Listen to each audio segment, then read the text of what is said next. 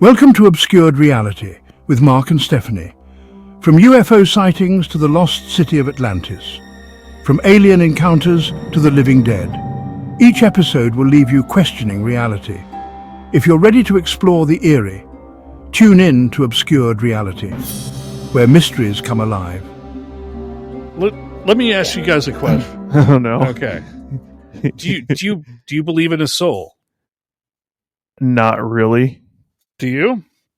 Do you believe when you're dead, something of you lives on? He is. I know you can't see him, Stevie. He is looking at you as well. I'm assuming that. I'm kind of up in the air about that. Like, I would like to believe that a part of my consciousness, like, is reborn, and that's what part of deja vu could also possibly be. Like, because I used to have a reoccurring dream when I was a kid that, like, it was me, but it wasn't me. And it stopped once I was like, maybe that's how I died in a previous life. And I immediately stopped having these basically nightmares. I'd die in them. I would be burned to death in a forest fire. Oh no, it was wild, dude. It was a wild dream. Well, and it was there same. could be credence to that. There could be energy stores memory, right? Exactly. So I mean, like that. I would like to believe it, yes. But I'm not opposed to any possibilities. But the thing is I need proof. I need facts. I need evidence. I don't know either. Right. I believe that it does. It feels like there is, right? So let's suppose for a second that it's true. Mm-hmm. So if everything that is you, right, your personality, all of that is your soul, but you can also attribute that to psychopharmacology and the processes of your brain. How do you differentiate one from the other? And then how could you tell which is making these breakthroughs? Is this spiritual connection, or is this, mental cognitive function? I mean, or both. I mean, you want to talk about figuring it out? I think AI is going to figure that out for us. Yeah. Much better chance than us figuring it out. I mean, what is a computer program but energy, right? Yeah. Positives and negatives, right? Mm-hmm. Ones and zeros, right? Yeah. Yeah. Everything's energy. If everything is energy, then aren't we AI in a biological computer? Right. I mean, technically we are, right? I mean, isn't that one of the common beliefs, is that maybe we were created right by something else? And I'm not saying a god, but I mean, there's a reason Elon Musk thinks we may be AI, part of a matrix type deal, right? I know what you're talking about. I've heard him speak on that. Yeah, I mean, I'm not going to argue with he's talking about a digital universe. Yeah, I'm not going to argue with exactly. I'm not going to argue with a theory from someone as smart as someone like that. You know what the proof is? You know what the proof is actually for that, right? I'm scared to hear this. Proof. Well, everything that we know of is molecules, right? Right. So if we break everything down, including us, into even smaller and smaller molecules to get to the atom, right? You break that down, then you got subatomic particles. Mm-hmm. You break those down, and you got fundamental particles. Okay. There's only one level before that, which is quantum energy, pure energy, right? So that gets quantified in true and false, hence ones and zeros, which is how fundamental particles go into subatomic, into atomic, into molecular. Okay. It's all binary. Okay. It's everything that you see in creation is made out of a 2 alphabet language. Right. So there is physical credence to a digital universe. Yeah, I mean, that makes sense. What can we do to prove? Well, the check out the Manhattan, or not the Manhattan Project, the Philadelphia experiment. Okay, heard of it. Yeah, check that out and look at what happened with Nikola Tesla's invention that made that supposedly happen. Basically,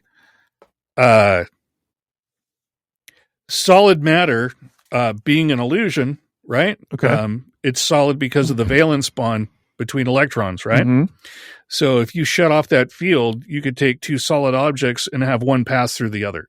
Right. Right? Right. Mm-hmm. Turn the field back on, and then the molecules realign, and boom. Yeah, you're kind of getting a possibility of maybe an idea of how you would teleport if that were a thing. Exactly. Beam me up, Scotty. Beam me up, please. Or welding. If you could weld without heat, that's how you would do it. That would be interesting. One heck of a concept for it. And you wouldn't need to have similar or compatible material. You could essentially weld a tree to a piece of steel. I gotta remember this guy's name. We got to do a show on him. Oh my god, he kind of like Bob Lazar is a self-proclaimed physicist with no proof of any education. Right. This guy is like self-proclaimed scientist, and there's video of him out there.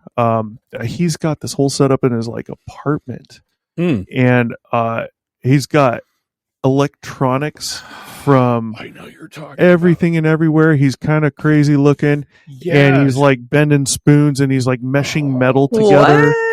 Yeah, whoa. Weird. What? I got his name. I've got his name on the tip of my tongue. Same here. He's been rated, supposedly Bending because of the equipment. Spoons and melding I gotta look him up later.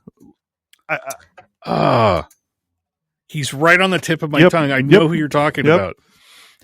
Oh my god! Yeah, he's figured out supposedly gravity, anti-gravity, which is what bends the spoon and matter and all of Yeah. Well, I mean, Bob Lazar has the answer to that. Hutchison. Too. Hutchison, yes, the Hutchison effect. Look up the Hutchison effect. Not now, Stevie.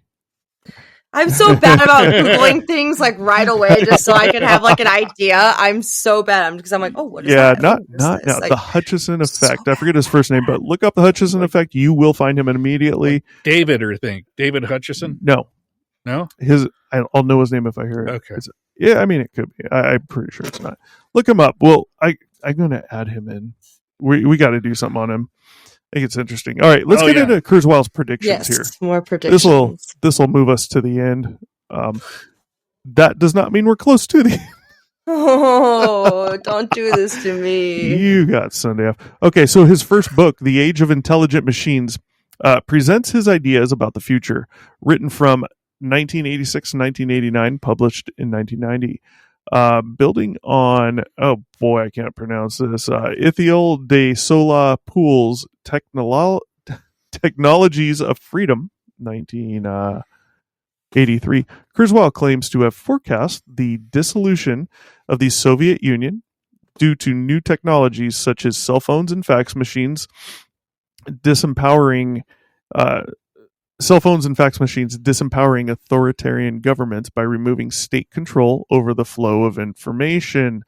Kurzweil also extrapolates trends in improving computer chess software performance, predicting that computers would beat the best human players by the year 2000. In May 1997, IBM's Deep Blue computer defeated chess world champion Garry Kasparov in a well-publicized chess match. So that came through 3 years prior. 3 years early, yeah. He foresaw the explosive growth in worldwide internet use that began in the 90s. At the time when the Age of Intelligent Machines was published, there were only 2.6 million internet users in the world, and the medium was unreliable, difficult to use, and deficient in content. He also stated, he also stated that the internet would explode not only in the number of users, but in the content as well, eventually granting users access to international networks of libraries, databases, and information services. Additionally, he claims to have correctly foreseen that the preferred mode of internet access would inevitably be through wireless systems, and estimated that this development would become practical for widespread use in the early 21st century. Did you say he claims to have said Yes, so a lot of this is he claims. Okay, because a lot of this also, when you're as smart as he is in the technology, like, area that he is, and I'm sure having high friends in high places, it would be easy to make these predictions because you have insider information as to what your homies are doing and up to and attempting to complete. Like, I think he was the insider. I understand what you're saying. Insider, but like, I understand what you're saying. I'm sure are just like, hey, low key guys, this is what's going to happen. This kind of goes back to what I was mentioning at the beginning. We're talking about data. We're talking about data and knowing the data, predictability. And the if he weren't the smartest guy in the room, I'd say that could be true. Right? Yeah. He doesn't have to use anyone. He's using his brain. Like, he's the one being used, I think, if anything. Right. Yeah. He's using it to an extent, to a level that we could only fathom, dream about.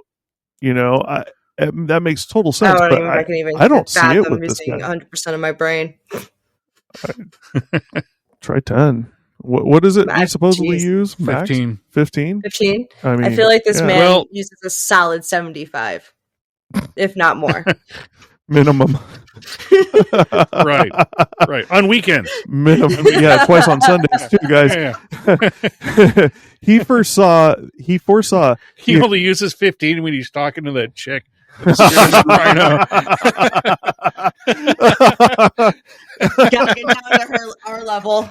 Let me just tone it down to your level real fast. Right. Yeah. Shit. That's probably might be a little lower than 15. Right. 8%. You're still high. So he foresaw the explosive growth. Hey, my name is not Kurzweil, folks. Moving on. 1999, he published a second book titled The Age of Spiritual Machines, which goes into more depth explaining his futurist ideas. In it, he states that with radical life extension will come radical life enhancement. I mean, to me, that's kind of a duh. He says he is confident that within 10 years, we will have the option to spend some of our time in 3D virtual environments that appear just as real as reality, but these will not yet be made possible via direct interaction with our nervous system. Keep in mind, this was 99. He said within 10 years. He expounded on his prediction regarding nanorobotics, making the claim of within 20 years having millions of blood cell-sized devices known as nanobots inside our bodies fighting diseases and improving our memory and cognitive abilities. He also claims that a machine will pass the Turing test by 2029. He states that humans will be a hybrid of biological and non-biological intelligence that becomes increasingly dominated by its non-biological component. That's kind of scary. In Transcendent Man, he states, we humans are going to start linking with each other and becoming a meta connection. We will all be human connected. Centipede. The Borg. Oh, Jesus Christ. The Borg. Star Trek? Have you seen the Human Centipede? Oh, no. I thought I'd block that out. Thanks, guys. You're welcome. The only thing I remember Human Centipede is one of them looking back and going, I'm sorry, but I can't hold it. Oh my! Did you see that one on South Park? Yes, I was just about to say that. I saw the South Park one first. Oh my God! I'm gonna watch that. Oh, cuttlefish! Oh my God! Cuttlefish. Should I eat the rice hamburger. Or the cuttlefish? Cuttlefish has been recurring in South Park. Oh my God! I don't know why you hadn't mentioned that. I'm what sorry. the hell does that have to do with this guy? Oh, you guys said that we were going to be linked together, and I was just like, Human Centipede. Oh, Christ. I told you, I'm also poster child for ADHD. Like, God. Shiny. Sorry. You were truly one of us. Yes. If I have a dream tonight, and you're welcome. All I'm saying is I hope you're in the middle and I'm in the front. Oh. Unfortunately, that leaves you in the back. I'm sorry. I'm gonna need another drink. It's empty. No. Okay.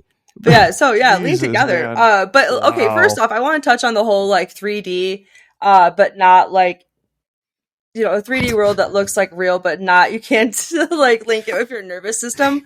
I mean, he was kind of accurate. 20 years, we have VR, Right. Yeah, exactly. So exactly. Probably what. That's pretty cool. Right. Are you still on the human centipede thing? Because you guys are still laughing. But you have to remember, so back to what I was saying at the beginning, we're talking about data and trends and things like that. Yeah. We see that this guy is just ridiculously smart. Right. We see that he's inventing a lot of these electronics and things that have to do with AI, OCR, optical character recognition. Sure.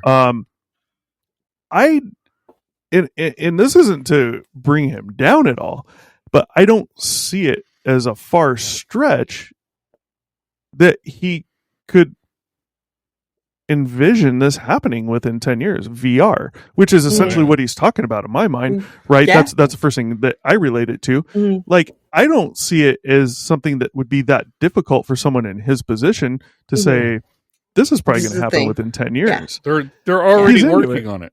Well, the nanobots. Well, I'm talking about the VR portion where he was talking about. What'd you say there, Stevie?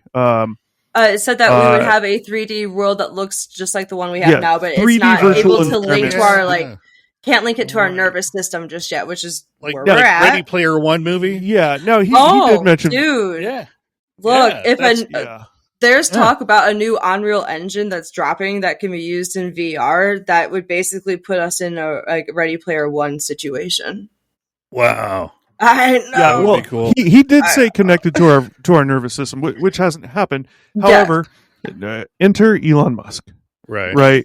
But he got part of that, right? And I don't see that as a far stretch with someone of, I'm not even going to say his brain capacity, but what he was into and what he clearly was really good at, right? So I'm not too surprised by that. And the thinking, sure, he got part of it wrong, right? It's not linked to our nervous system. But it can't be perfect 100% of the time. But that overall is still core something that's being looked at doing. Wait, I think I know how that can be accomplished. Okay. Do you remember the Human Genome Project? Yes, I submitted my DNA to that. Okay, so if you take the Human Genome Project, right? Combine that with nanobots, right, that can go into your genome, make connections. What's to say that you can't take something that's outside of the human body and wire it directly into your nervous system via nanobots? Right. True. Then you could feel it, but then that brings in the Matrix, right?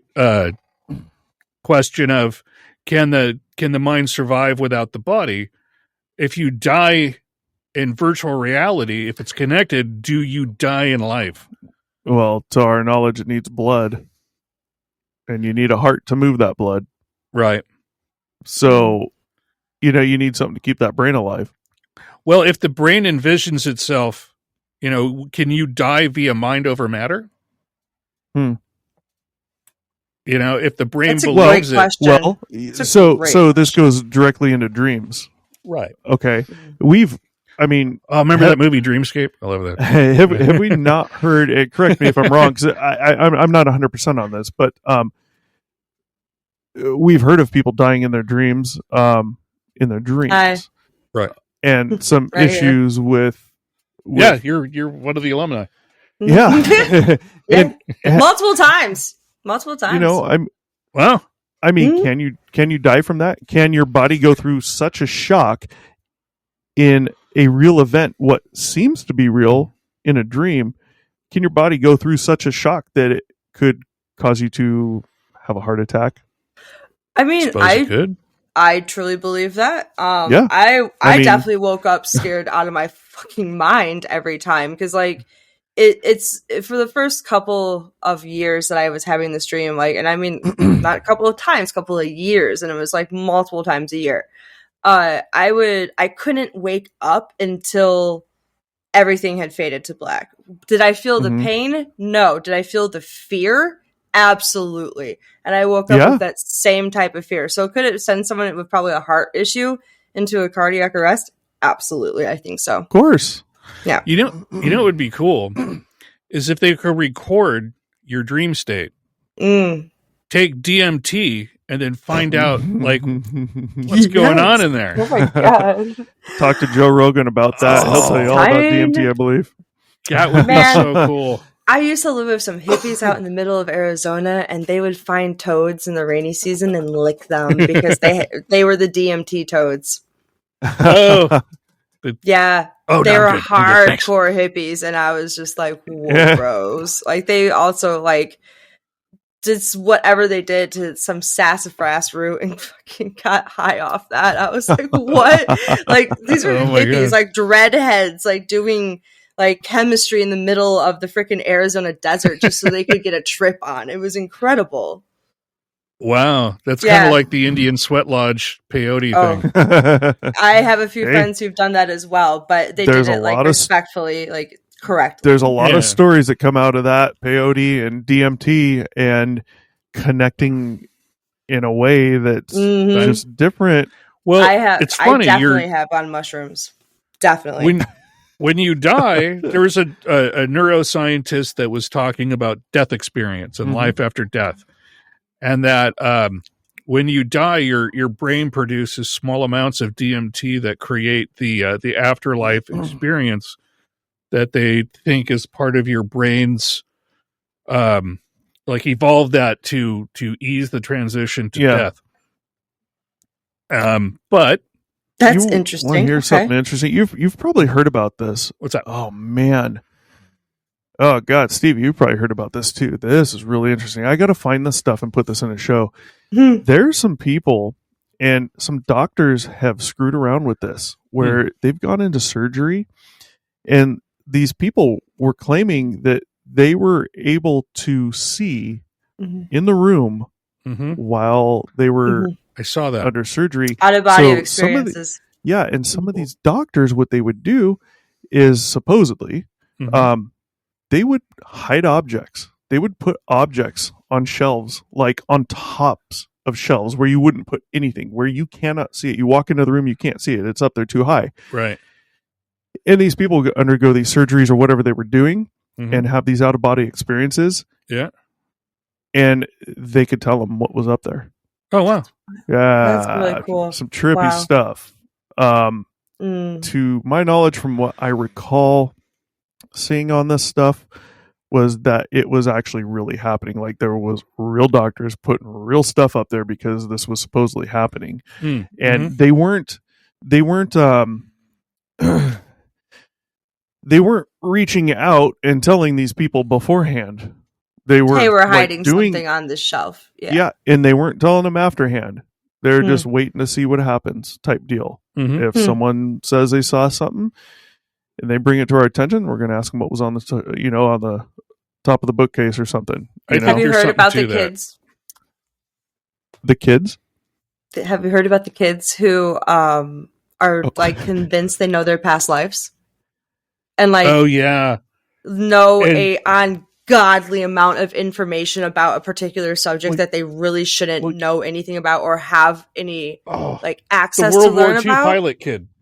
And also the Titanic engineer. There was also a lady who died in a Chicago fire named Pat, who was reborn as a little boy. Like, there's a lot of stories of kids being like, no, this is my name. This is what happened to me. Like, this is who I am. I am not, I am your kid now because God told me I am, but this is who I was. Like, they're very adamant about it. Very adamant. And like, a lot of the time, once the parents like help them reconfigure their memories and like find who they were in a previous life, a lot of it tends to go away. Like, the soul has been settled in a way almost, but super interesting. It's honestly interesting. Yeah. You know what's interesting too is, why do most of us, if that's real, I tend to believe it is. Why do most of us have amnesia to our past lives when I was a knight at medieval times in my mid-20s, And you have to. That's you didn't give that to me with your job description. I didn't tell you that. That's so cool. I don't think I went there in my 20s. I was the black and white knight.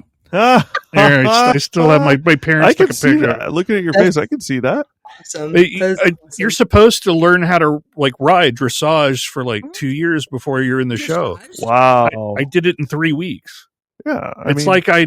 But it's weird. It's like I'd done it before. Yeah. Why do you guys need to ride dressage? What's that?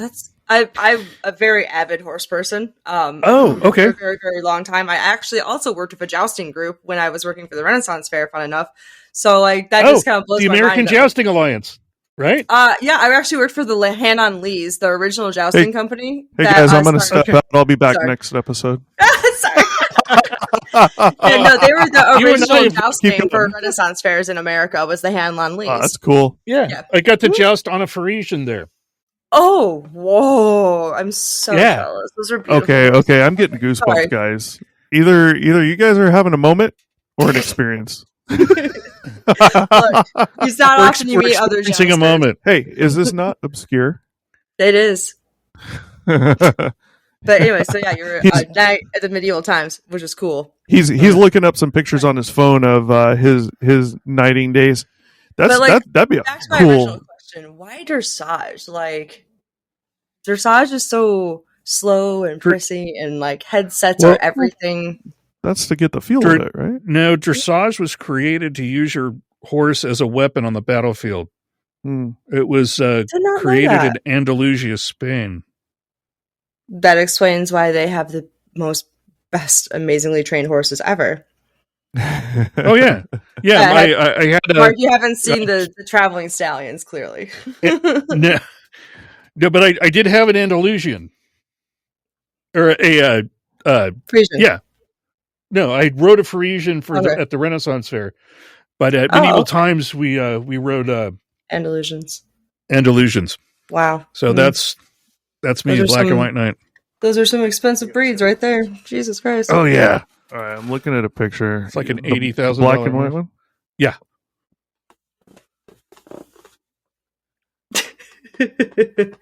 I'm gonna need a non-pic. Folks, this is like a UAP video or photo. The pixelation in this is worse. Yeah, that's an old. That's a really, really, really old. I see black and white. Picture. I think there's a human in the black. No, I see you. I can't even make out. Like if I were going to be like, well, how do I know that's really you? And try and figure that out. We can't see shit in there. But you're so much younger too. So you're gonna look a lot different. Oh, that's cool, man. That'd be a cool as hell job to have. That would be cool as fuck. That's me. Not that. Oh, let me look at that again. I was looking at the wrong dude. This dude's taller and easier to see. He's still pixelated, but I got a better facial. Oh yeah, no, I can. That is I. Like black and white. It looks like the photo is black and white. Everyone's in black and white here. No, I see red in that guy though. It looks more like it's an exposure thing. But I've never been to medieval times. That'd be fun. But that would be so much fun. Yeah, that'd be a cool job. Unfortunately, you're probably stuck to the same food. You get a whole chicken, just like the audience. I didn't mention that I was an artist too, huh? What am I oil painting? He left so much off his resume.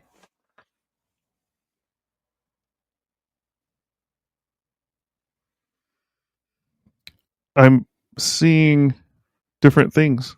I'm seeing a horse, possibly unicorn, or a phoenix. I'm seeing stars or a sun, something I can't tell. That's cool. My daughter would like that. So what is it? Oh wait, there's something else up there too. Which one are you looking at? The same one? That makes me think. I don't scroll through people's pictures without them. It's the star in the middle of her forehead is supposed to symbolize third eye.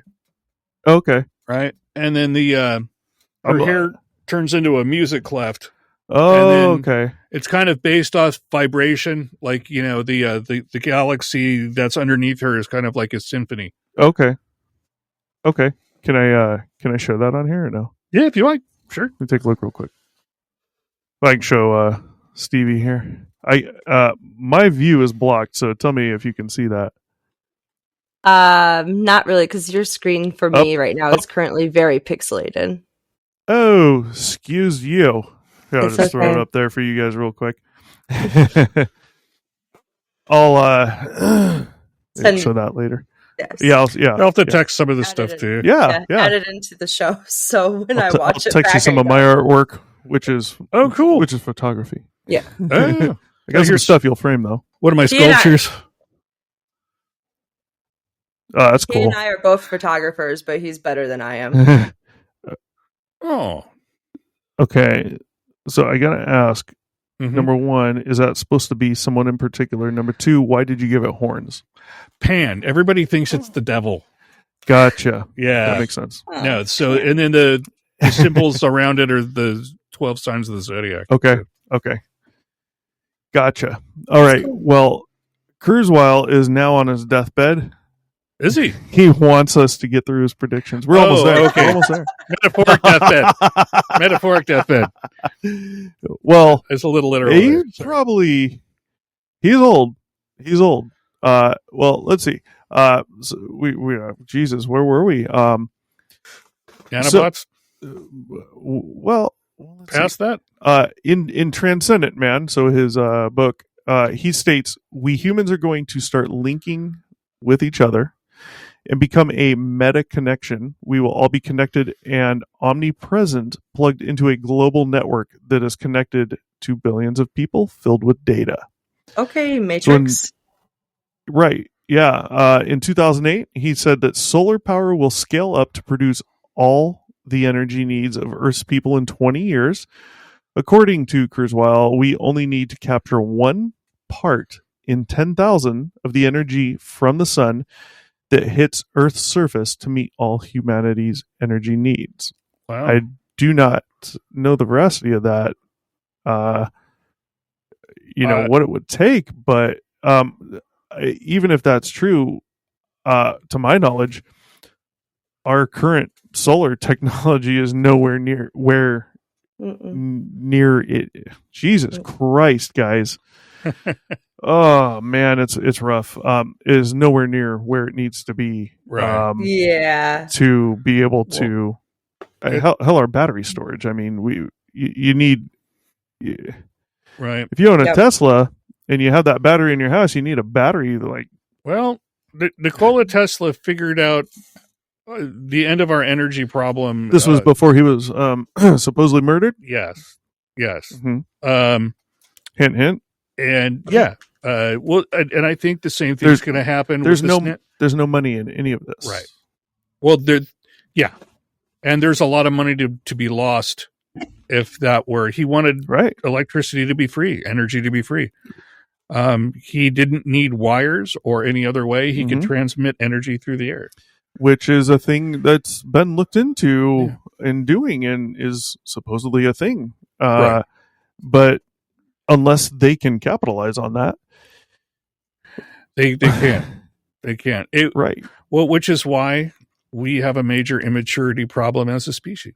Yeah. Well, I mean, it's really childish to suffer because there's more money to be made. Yeah. Look at to suffer. Look at Bob Lazar in Element 115, right? If this is all real and we have a stable version of 115, let's say we were able to come up with that, and according to him, you'd only need a chunk like a fist or something, right?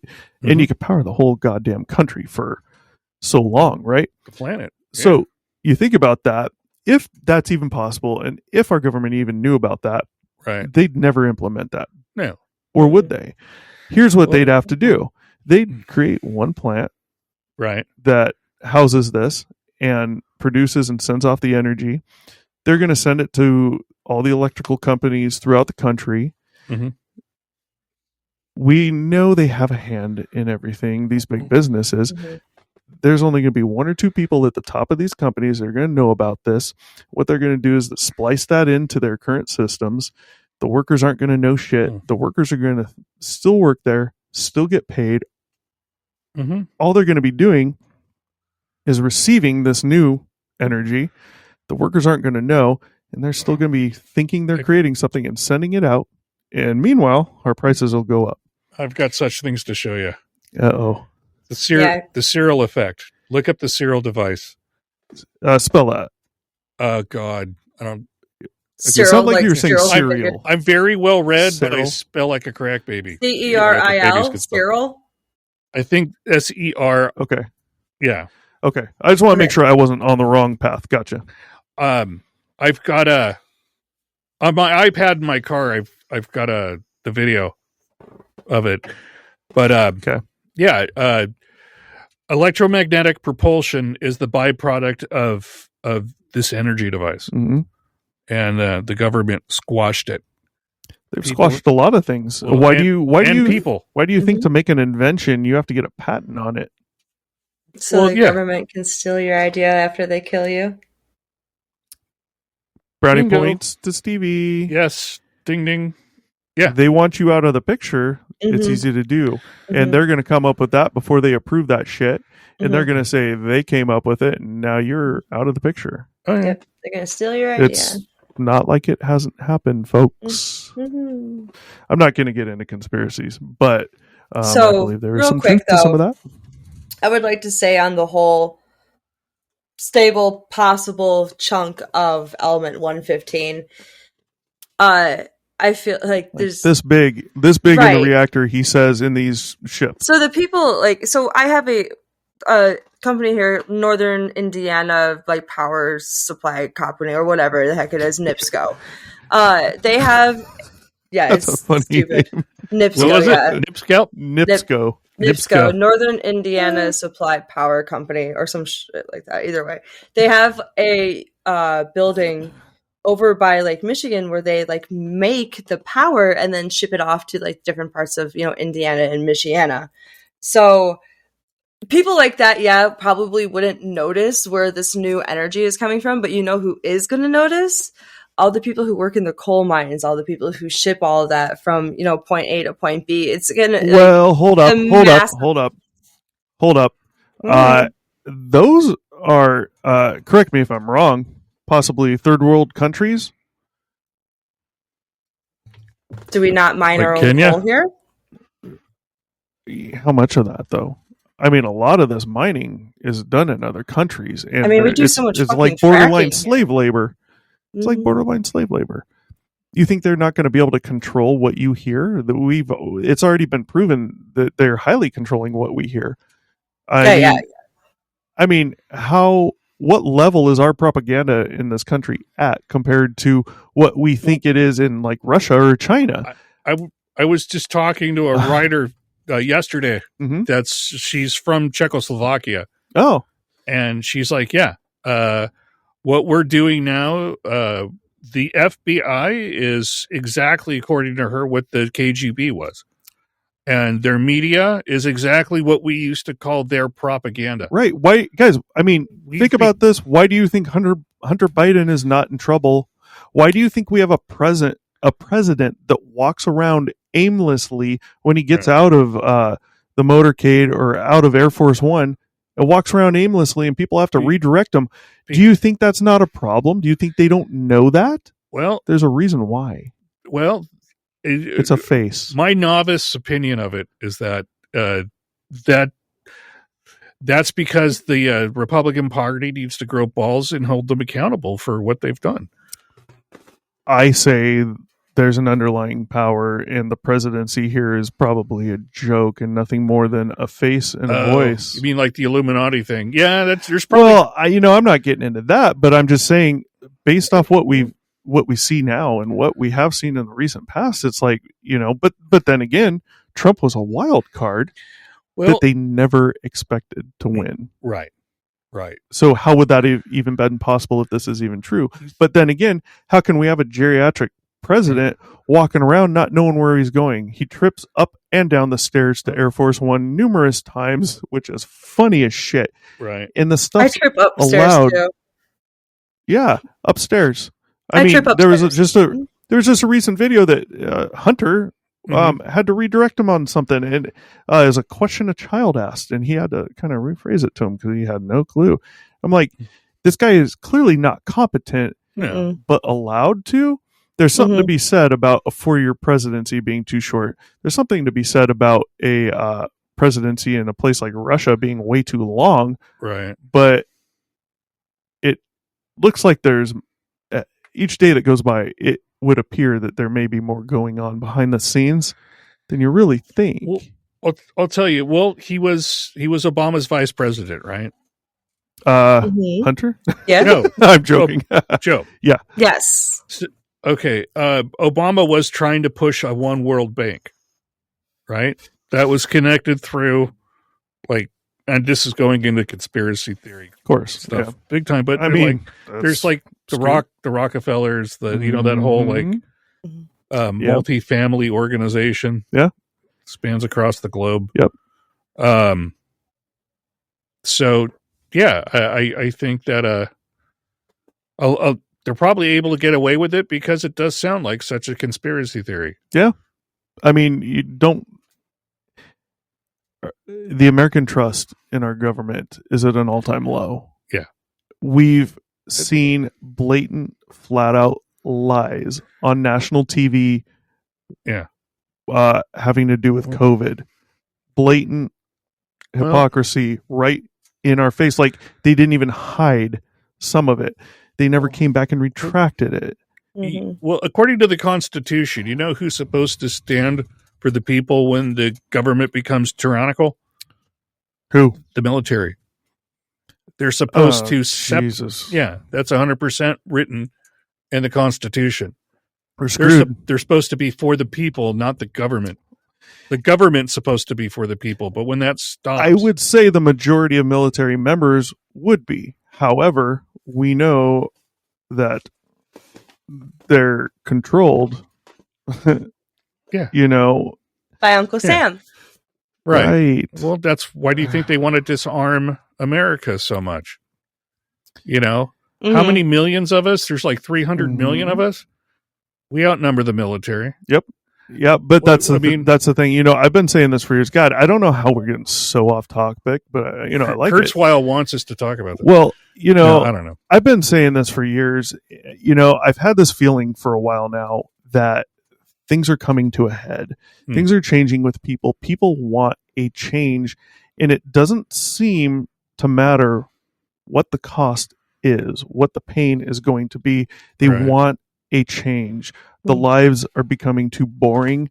It's your same day to day, and over generations and generations, decades and centuries of this happening. Well, maybe not even centuries, but of this happening, it's becoming more apparently redundant, and people are sick of it. And I just see it boiling to this head, and I am not for what happened, the storming of the that whole thing. Right. I'm not for that.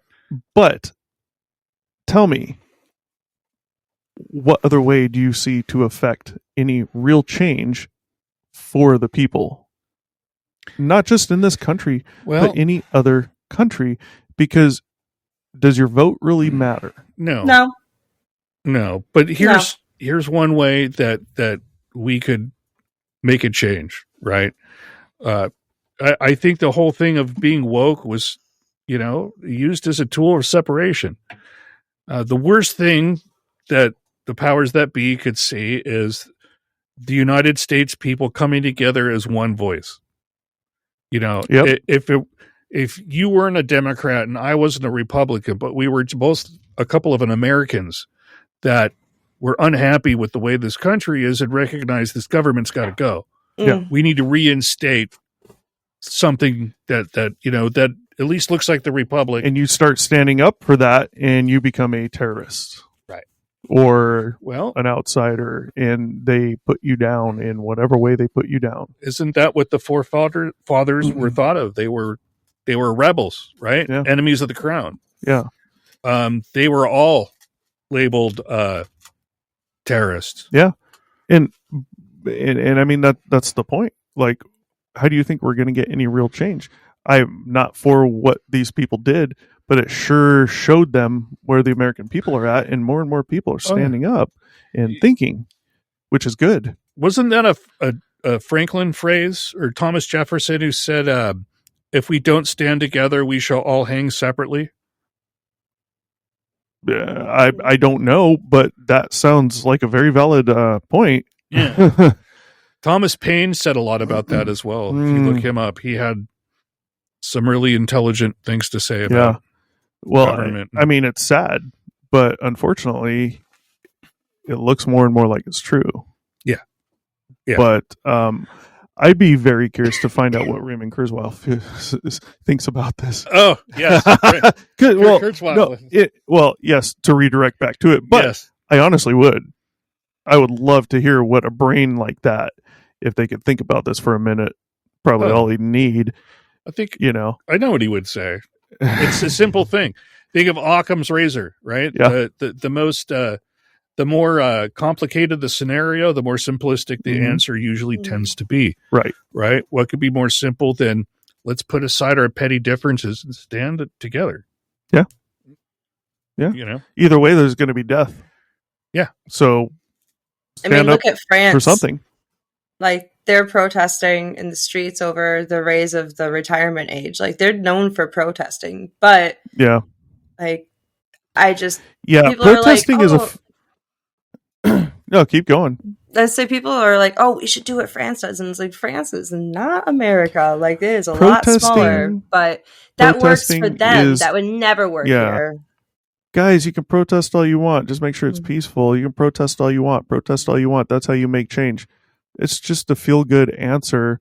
Right. But make sure it's peaceful. France is definitely not peaceful protesting. Not to make sure it's peaceful, just to make sure that nothing happens, period. Yeah, that too. What has a protest, peaceful or not, ever gotten us? I mean, I'm sure it's helped here and there. Yeah, here and there with a few different things, but when you can clearly see people want something, doing all these protests, peaceful protests, whatever. And I'm not saying they shouldn't be peaceful, but the point is, do you think there's not something behind that? Do you think it's really effective? Like, I wish protesting like France does would work, but it's just, we're not France. Like, that just is not going to work here. Like, yes, protesting has gotten us like things like the civil rights movement and others, but it doesn't work. They're going to give you a little hand-me-downs here and there. It's not going to work on a consistent basis where it's actually going to like spook the government into change. They're going to be like, peons, and squish us with a thumb. Yeah. We need to fire Congress. Yes. I am. We need more non-Caucasian, non-male, and younger in Congress, in the government, in total. Absolutely. It's too, the main thing, it's too old. They're operating, Jesus Christ. So we're going to change the second part of this show, because this is going to be split into two now. We're going to change this second part into something political here. And you know what? I hate politics. I am not knowledgeable at all on politics. I've always hated it. But seeing stuff now, it's like, whoa. Right. But, we shouldn't have to protest. This is why we have voting. We can vote on laws and regulations and all this stuff. But then again, when the propaganda is so high and it's been shown, people don't know what to think. They don't know what to believe. You can't blame them. Right. You don't know what to vote for. There's shit hidden in every goddamn law we have. Why? So you don't know what the hell you're voting for, and you voted in, and you're like, "Well, no one's stupid ass voted for that." Gonna read that. You did, right? Yeah. Well, because no one's going to read the fine print, right? Or the what do they? They'll take like a 400-page document and like hide all the shit they're really doing, like in the middle of the. Like on page like 387. Yeah. And then they'll pass it through at 2 a.m. when nobody reads it. Right. Yes. And you want that to get through Biden. That'll be easy. You can put it on the first sentence and it'll get through him. He can't read anymore. Exactly. Exactly. Yeah. He's too busy with his son's laptop. Okay. Kurzweil, man, I don't know where this guy, what did we say? Solar power? Yeah. He was expecting 2008, within 20 years, people be solely solar, which we don't even have the solar technology yet. So 2010, October 2010, he released his report which is titled How My Predictions Are Faring. Okay. Which analyzing the predictions he made in his books. Of the 147 predictions, he claimed that 115 were entirely correct, 12 essentially correct, 17 were partially correct, and only 3 were wrong. I'm seeing 3 out of those 4 levels all have the word correct in them. It's just a different form of correct. And this is all based on what he says. Like, this is exactly what I am saying. Okay. Yeah. Combining the entire... Okay. Maybe he's his own best friend there. Well, yeah. That sounds like a narcissist at its finest, to be completely honest. Right. Combining the entirely and essentially correct, Kurzweil's claimed accuracy rate comes to 86%. He predicts that by the early 2030s, we will be able to copy human consciousness into an electronic medium. That would be the singularity that he preaches about. But yeah, I mean, I think what we need to verify his predictions is not Kurzweil. Right. We need a third unbiased party to go, absolutely. This is what's going on. Right. So we are at the end, Stevie. The last part is basically criticism, which I think is important to see the people that have criticized what he says and claims and why. Daniel Lyons, writing in Newsweek magazine, he criticized Kurzweil for some of his predictions that turned out to be wrong, such as the economy continuing to boom from the 1998.com through 2009, a U.S. company having a market capitalization of more than $1 trillion by 2009, a supercomputer achieving 20 petaflops, speech recognition being in widespread use, and cars that would drive a ridiculous amount of storage. Okay. I think gigabyte, then terabyte. Well, teraflop is huge. Yes. Okay. Yes. Interesting. Speech recognition being in widespread use, and cars that would drive themselves using sensors installed in highways, all by 2009. To the charge that a 20 petaflop supercomputer was not produced in the time he predicted, Kurzweil responded that he considers Google a giant supercomputer and that it is indeed capable of 20 petaflops. I mean, that's cutting it a little thin. That's different. Anything to be right. Right. I mean, of course they have 20 petaflops of storage, but it's not one 20 petaflop drive. It's like it's like hundreds and hundreds and hundreds of much smaller drives. Yes. Right. That analogy is a little thin. Yeah. Like a wheat thin. Forbes magazine claimed that Kurzweil's predictions for 2009 were mostly inaccurate, with 7 failed predictions, 4 partially true predictions, and 1 correct prediction. For example, the correct one? Kurzweil predicted the majority of text is created using continuous speech recognition, which was not the case. Yeah, I don't know what the one was. I know if I trust my spell check, I'm going to sound like an idiot. You can change your settings. Spell check has done me dirty. Well, you can change your settings. There's one in there that automatically changes the word according to what it thinks you're saying. You can turn that what is it, predictive text or whatever. You can turn that off. I use it from time to time, but I'll type in a word and I've typed it incorrectly so many times that it will autocorrect the incorrect. So but you can turn that off. But you can turn that off. But I do like to use Kurzweil.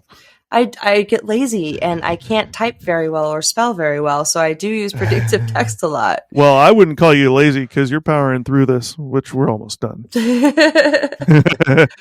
So, challenge. In the cover article of the December 2010 issue of IEEE Spectrum, think of a IEEE cable, John Rennie criticizes Kurzweil, saying, "Therein lie the frustrations of Kurzweil's brand of tech punditry. On close examination, his clearest and most successful predictions often lack originality or profundity. And most of his predictions come with so many loopholes that they border on the unfalsifiable. Cognitive scientist Douglas Hofstadter has said of Kurzweil's and Hans Moravec's books, it's an intimate mixture of rubbish and good ideas, and it's very hard to disentangle the two because these are smart people. They're not stupid. In other words, they may be writing these in a way that is hard to pick apart, hard to argue for most people. I mean, the guy is ridiculously smart. Right. So, well, it's like a statistician that does a completely like bullshit analysis. It sounds like it's 100% on, but they can manipulate the system so it does that. Yeah. Biologist P.Z. Myers has criticized Kurzweil's predictions as being based on New Age spiritualism rather than science, and says that Kurzweil does not understand basic biology. On that note, there's some stuff I did not include in this, but he talks about New Age spiritualism, blah, blah, blah, blah. Makes me think of religion. There was a very, very high religious undertone with him and his family. He's starting to sound like L. Ron Hubbard. Him? Yeah, a little bit. Yeah. So, the Count of Saint Germain, the last dude who claimed to be him, that one dude back in 1974, and then his last iteration of it, also seemed to be really big into New Age spiritualism as well. So that's very interesting. Yeah. Interesting. You can draw some correlations. I mean, looks like a duck, talks like a duck, walks like a duck. We've always heard. Right. It's a duck. Oh my God. What? To come in the future. Jeez. Hey, I'm not saying nothing. Physicist and futurist Theodore Modis claims that Kurzweil's thesis of a technological singularity lacks scientific rigor. Well, of course, he's not a scientist, guys. Smart enough to be a scientist triple times over, but British philosopher John Gray argued that contemporary science is what magic was for ancient civilizations. It gives a sense of hope for those that are willing to do almost anything to achieve eternal life. He quotes Kurzweil's singularity as another example of a trend which has almost always been present in the history of mankind. So in a way, he's saying he's kind of predicting something that's already been predicted, just hasn't come to fruition yet, you know? Last one, H.P. Newquist wrote in The Brainmakers, born with the same gift for self-promotion that was a character trait of people like P.T. Barnum and Ed Feigenbaum, Kurzweil had no problems talking up his technical prowess. Ray Kurzweil was not noted for his understatement. So, I mean, we had to throw some of the criticisms in there because, you know, it's important. Other people think, and, you know, we need to see some of the things we're not thinking of. But there was a semi-heavy religious undertone with his family. Kind of an odd one, if I recall correctly. I might even Google this guy real quick. But that may be important. I mean, yeah. What's the guy's name? Raymond. So, yeah, I mean, pretty interesting predictions. I mean, you haven't Googled the guy yet, have you, Stevie? Raymond Kurzweil? I have not, because you told me to stop.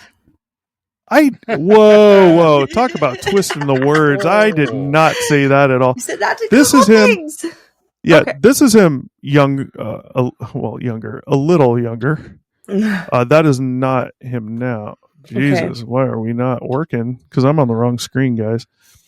Here you go. I'm trying to think of where I heard the name Kurzweil before. He's that guy from X-Files. I only watched a few episodes. This picture with the blue background, that's more him now. Huh. He's got a distinctive face, I'd say. His speech is weird. It's odd how he talks. How old is then he? Again, In the 70s? He said 48, right? He was born in 48? He was born in 48. Okay, yeah. So he's in his 70s. He does not look like he's in his 70s. He aged very well. Well, see some interviews with him. You might say he looks like he's in his 70s. Oh, okay. And just a good picture then. All right, that's fair. Maybe having some issues. He's also done a lot with... Oh, I forgot. I was going to look that up. Never mind. Religious. I know he's done some things, some medical things having to do with... I remember reading something about... he didn't maintain his health very well up until about 30 or 35-ish. And then it looked like he just kind of jumped off the deep end on the health thing and went into some weird health trend type deals. Okay. I don't know.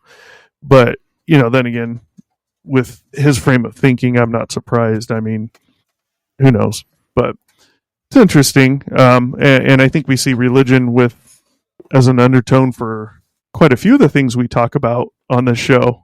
We have in the past, at least, like you mentioned, kind of Saint Germain, possibly spirituality, not necessarily religion, but kind of in a way. I'm not saying there is or isn't something there, but think about it. Just think. Makes you think. Mm-hmm. You see a lot of these things that aren't proven, and then you see a common undertone that keeps playing a role.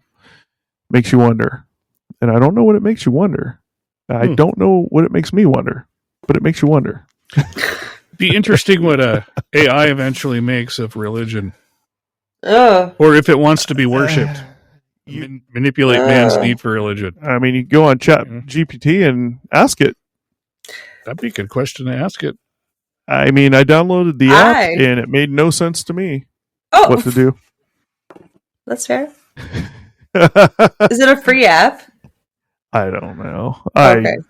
It was I clearly 2 seconds. I was like, wait, this isn't like a user-friendly thing yet. Delete. I have no idea. Okay. Fair enough. So, this is definitely going into 2 shows, guys. And it seems like only 5 minutes ago we were an hour in, and it is now 2 hours and 30 minutes. Oh, wow. Effectively the longest show ever on Obscured Reality, but yes, you guys out there won't know because this will be 2 parts. But get used to it because Bob Lazar is going to be like 3 parts minimum. Oh god, yeah. Back to my theory on that one. We're going to see. Anybody know John Lear? John Lear, going once, going twice. Look him up if you don't, and look up his relation to Bob Lazar because it's coming soon, guys. Cool. All right, Loren, you're the guest. Any final thoughts on Kurzweil? And after that, I do have one question for you. Okay. Thoughts on Kurzweil? You don't have to have any. Just ask if you do. Anything you want to add? I hope he's wrong about the nanobot thing. I think if he's correct, the pharmaceutical industry will do with him what the government did with the Tesla. Whoa! That's not proven. He may have a nasty accident or fall from I don't know. So many people involved in weird things like that seem to have crazy accidents, especially in Russia. Oh God! Jeez. You want to talk about being thankful for where you live? Oh, yeah. Despite what happens, but I have a quick question for you. Yeah. What's up? Where do you stand on the whole UAP issue? These things people are seeing. UAP, the newer acronym for instead of UFO. Oh, like okay. You hear people talking about actually seeing an object, making out an object. I'm not referring to that because I question some of that.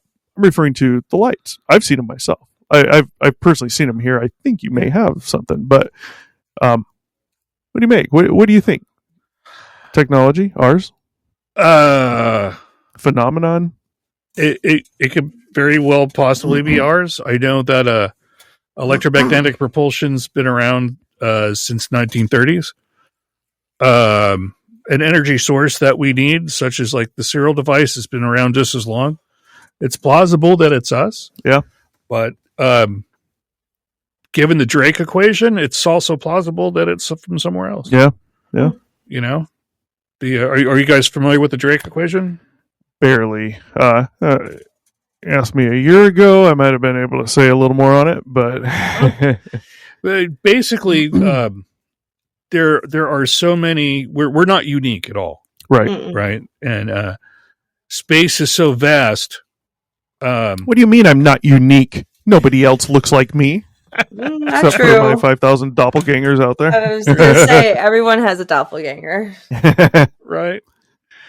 That's, but no, I think, yeah,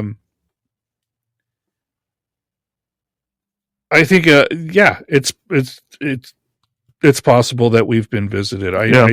When I look at the, like cuneiform and, Sumerian text, things that were left behind, they had knowledge that, was far beyond not just their years, but ours. Yeah. Genome project. They knew what a genome was. They knew what it was made of. They knew about molecules. Yeah. They didn't have a microscope or anything. It was like, yeah. So yeah, I don't know if we're being visited now. We definitely were in the past, I think. Yeah. So one other question, and we'll wrap this up. I'm just curious. These ones always baffle me. We already, Steve and I did a show on this. Well, not necessarily on this, but it was in it. Of course, you've seen hieroglyphs, petroglyphs, if nothing else, at least in pictures.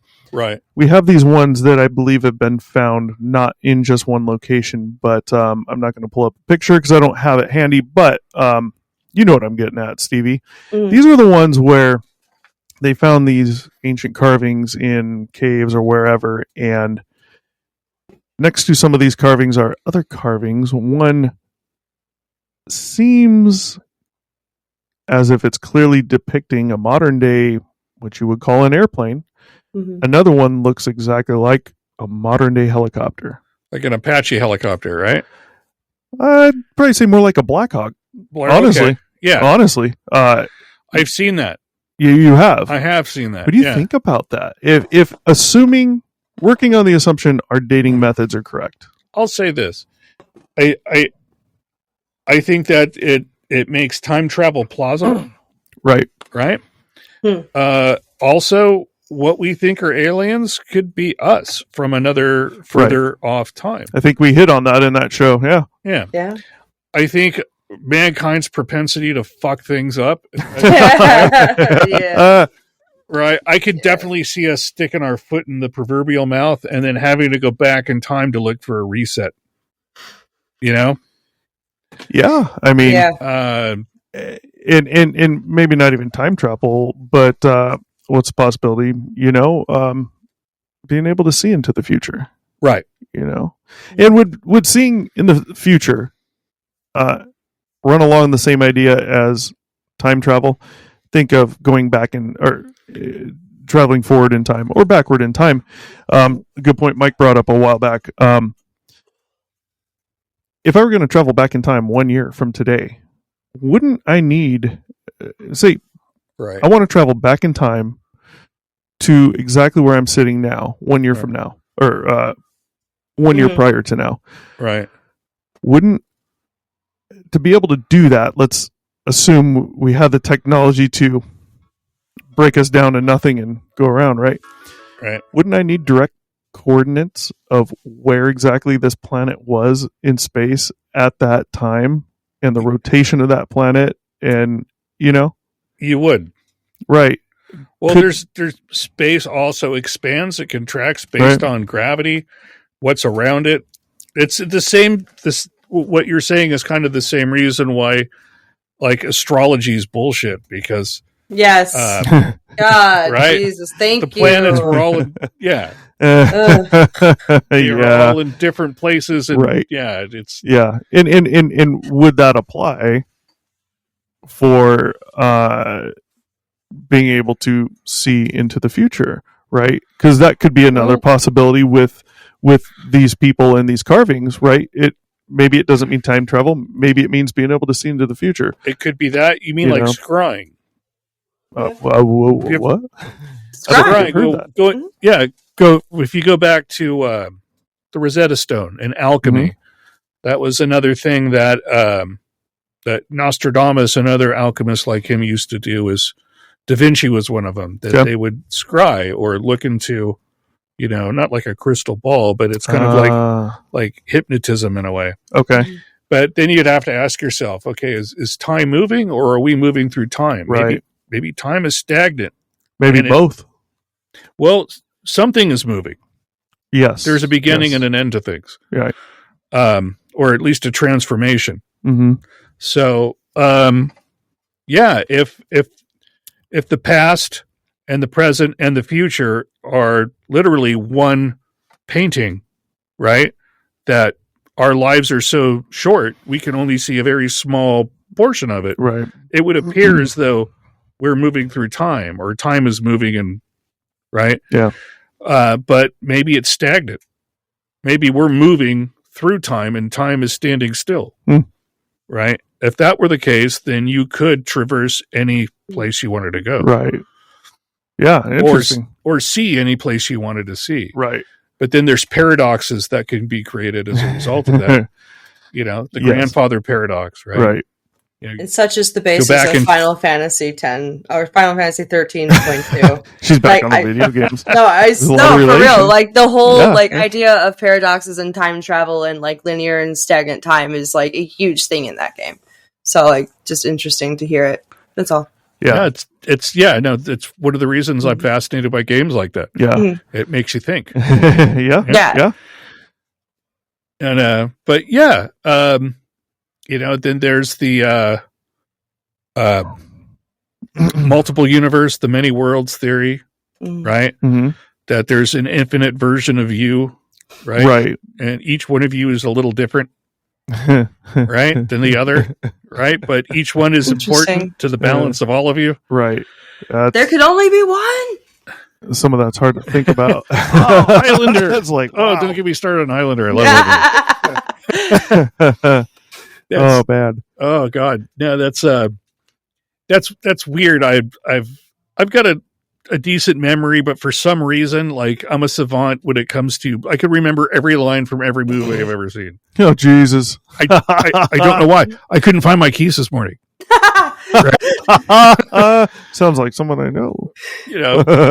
But not you, Stevie. Yeah. I can recite Iron Man. All three movies. It's my boyfriend. Yeah. It's my boyfriend, 100%. He's the same way. Wow. Like, he'll quote movies, he'll talk about movies, he'll, like, say, I'll remember this part, and I'm like, what? But, yeah, same thing. He's like, where did I put my glasses? Where did I put the remote? And it's like, honey, it's right next to you. He's the same way. It's amazing people with these brain capacities that you would say seem higher. It's the little stuff that just doesn't come through. Yeah. It's weird. I couldn't find my sunglasses for 20 minutes. They were on my head. Oh God. Yeah. I went to go put my hair in a ponytail and I saw it in the mirror. I'm like, son of a bitch. What hair? My friend. Okay. Yeah. My friend has actually been looking for her phone while she was on the phone with me. That was the best. She was like, "You mean I have relatives out there? I must be related to her." Well, oh, that's funny. Yeah, you and Stevie may be connected here. It sounds like maybe you guys are related in a past life. You never know. Could be. You never know. All right. Any final thoughts, Stevie? No. Just it was a lot to take in. A lot. Very interesting, but like we touched on so many cool points. There's a lot to that guy, yes. and a lot of that, unfortunately, for something like a podcast, needs to be presented because it really shows you background on that person and who they are. Not that that would apply to everyone, but for him, his predictions, right, it definitely. His predictions, it's all hearsay. They don't sound as smart as he is. Yeah. A lot of these predictions don't sound as smart as he actually is. That's kind of what I'm saying. Like, this man has an incredible rap sheet, and then he pops out with like, so I made this prediction, and this was like partially By right. the way, I'm 86% correct. 86%, oh, yeah, that's kind of like, yeah. The humor is kind of... Yeah. That's the only thing that, like, kind of, like, brings it back for me. But outside of that, like, stellar rap sheet. Like, very smart.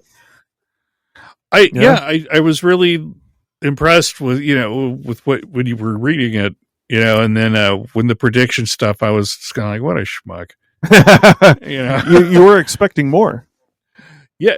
Something more profound. From a humility perspective. Keep in mind, there's like 147 predictions, right? I mean, we only read technically like a couple compared to that, so who knows? But even if he's wrong, the ability to envision that stuff and think on that level, that alone, yeah. I mean, he's clearly insanely smart. So yes, I mean, I'm not knocking any of it. I've heard theoretical physicists talk about Star Trek and how being totally fiction inspired them to do their work. Yes, God, cell phones, teleporters. Yeah, so the idea of even teleporting. Yeah, cell phones. Who knew? Who knew? Well, maybe someone did. And it's all because of I Love Lucy. Lucille Ball is the reason we have Star Trek, and Star Trek is the reason why we have a lot of the technology we do today. Fun fact. Verified fact. I did not know that. Ball. Okay. There's a show. Why? There's a show. So quick version. Why? Quick version. Basically, the show bombed after its first season, and she was like, "No, I am going to like personally do this. Like, I'll be the executive producer. I'll put my money into it. I'll carry it." Oh. She executive produced the show and basically almost funded it herself for a little bit. And the show picked up. It became famous, and literally, we have Star Trek because of Lucille Ball. Oh wow! Yeah. Which is funny. I've never been into Star Trek. Really? Nope. Oh shit. Nope. I'll probably do the movies, but the show. My dad looks like Jean-Luc Picard. That's about it. That's about it. All right. Well, we'll wrap it up. Don't forget to like, share, subscribe. If you guys have a personal story of your own, what? My dad looked like George Costanza. I just had to throw that out there. I love that. It's amazing. If you like George Costanza, like, share, and subscribe. Comment down below. If you have a personal story of your own, UAPs, Bigfoot stories, they're out there. Obscure stories, send them over. obscuredr1@gmail.com. As Stevie would say, don't forget to hit the bell. You remember. I'll let you finish that one. You do it better than I do. Don't forget to hit that bell. Every Friday we drop another episode, 8 p.m. Eastern, 5 p.m. Pacific. So turn on the bell so you're notified of every single episode. Unless you've moved from Pacific to Texas. Where it will be 7 o'clock. Ooh. All right. No, 6. We are. Yeah, we're out of here. We'll see you guys later. Thanks for watching. Be sure to check back with us often for new episodes. Feel free to drop a comment, and don't forget to like, share, and subscribe to Obscured Reality.